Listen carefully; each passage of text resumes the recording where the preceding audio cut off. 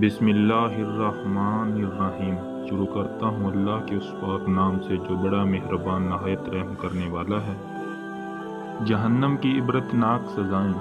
हज़ूर अकरम सल्लल्लाहु अलैहि वसल्लम फजर की नमाज के बाद सहाबा कराम से दरियाफ्त फरमा लिया करते थे कि तुम में से किसी ने कोई ख्वाब देखा है। अगर किसी ने देखा होता तो आप सल्लल्लाहु अलैहि वसल्लम उसकी ताबीर फरमा दिया करते थे। चुनांचा एक मरतबा जब आप सल्लल्लाहु अलैहि वसल्लम ने सहाबा कराम से दरियाफ्त फरमाया और किसी ने भी ख्वाब का तज़किरा ना किया तो हज़ूर अक़दस सल्लल्लाहु अलैहि वसल्लम ने इरशाद फरमाया कि आज मैंने एक ख्वाब देखा है कि दो आदमी मेरे पास आए हैं जो मेरा हाथ पकड़कर मुझको एक मुक़द्दस सरज़मीन की तरफ लेकर चले गए।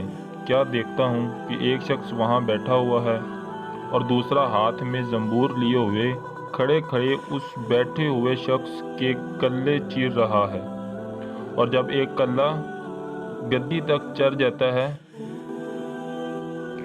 तो दूसरे कल्ला के साथ भी यही मामला करता है और इतनी देर में उसका पहला कल्ला दुरुस्त हो जाता है, मगर वो शख्स फिर उसके साथ यही अमल दोहराता है। ये देखकर मैंने दरियाफ्त किया आखिर ये क्या बात है, तो वो दोनों कहने लगे आगे चलिए। जब हम आगे चले तो ऐसे शख्स के पास से गुजर हुआ जो लेटा हुआ है और दूसरा शख्स अपने हाथ में एक भारी पत्थर लिए उस लेटे हुए के सर को नहायत बेदर्दी से कुचल रहा है। चुनांचा जब वो शख्स उसके सर पर जोर से पत्थर मारता है तो पत्थर लुढ़क कर दूसरी जानब चला जाता है और वो शख्स अभी उस पत्थर को लाने भी नहीं पाता कि उसका सर फिर दुरुस्त हो जाता है और फिर वो उसी तरह उसका सर फोड़ता रहता है। ये माजरा देखकर मैंने दरियाफ्त किया कि ये क्या किस्सा है, तो वो आदमी कहने लगे आगे चलिए।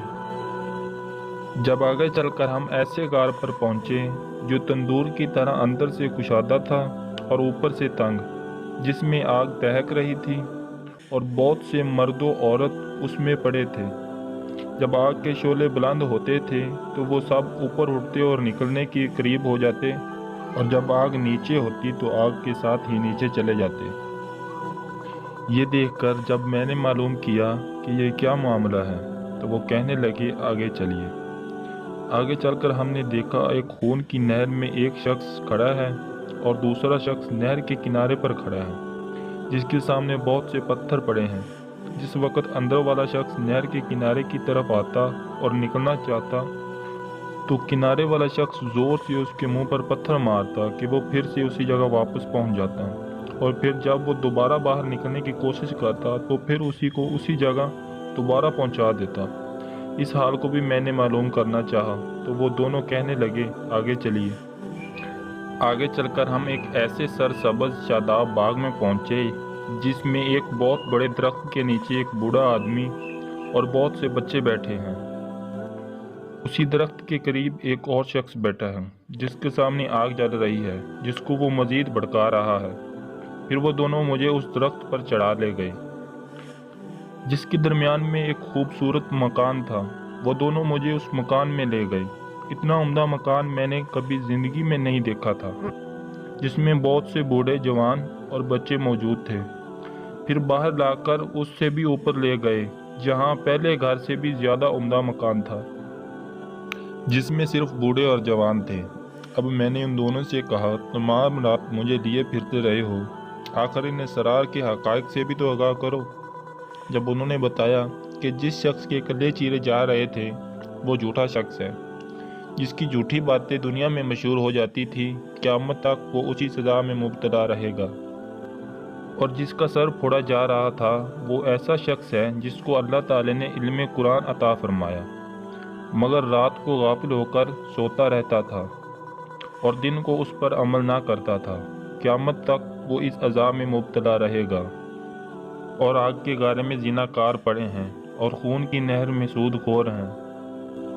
फिर उन्होंने बताया कि वो बड़े मियाँ जो सरसब्ज़ दरख्त के नीचे बैठे थे वो हज़रत इब्राहीम अलैहिस्सलाम हैं और उनके गिर्द लोगों की नाबालिग औलाद, और उसी दरख्त के करीब जो आग टोंकने वाला शख्स जो आपने देखा था वो मालिक दरोगा दोज़ख है, और दरख्त के ऊपर वाला पहला घर जिसमें आप दाखिल हुए थे आम मुसलमानों का घर है। اور دوسرا شہیدوں کا ہے۔ پھر فرمانے لگے ہم دونوں آدمیوں میں سے میں جبرائیل ہوں اور یہ میکائیل ہے۔ اس کے بعد کہنے لگے ذرا سر اوپر اٹھائیں۔ میں نے سر اٹھا کر دیکھا تو میرے اوپر سفید بادل مجھے نظر آیا۔ وہ کہنے لگے یہ آپ کا گھر ہے۔ اس پر میں نے کہا تو مجھے چھوڑو میں اپنے گھر میں داخل ہو جاؤں۔ اس پر انہوں نے کہا نہیں، ابھی آپ کی عمر پوری نہیں ہوئی، اگر آپ کی عمر پوری ہو چکی ہوتی تو آپ ابھی چلے جاتے۔